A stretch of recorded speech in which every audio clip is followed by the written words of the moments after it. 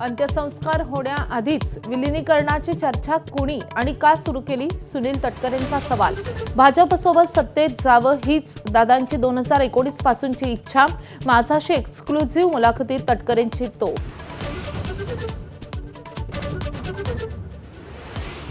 पार्थ आणि जय पवारांकडून अजितदादांच्या स्मारकासाठी विद्या प्रतिष्ठानच्या मैदानाची पाहणी। आमदार रोहित पवार, श्रीनिवास पवारही पाहणीसाठी उपस्थित।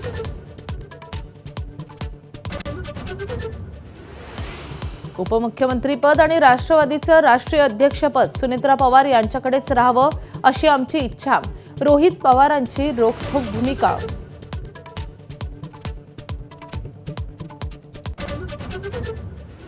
मुंढवा जमीन व्यवहार प्रकरणी पार्थ पवार यांना क्लीन चिटची बातमी खोटी। खारगे समितीचा अहवाल अजूनही सादर नाही। महसूल मंत्री चंद्रशेखर बावनकुळेंची माहिती।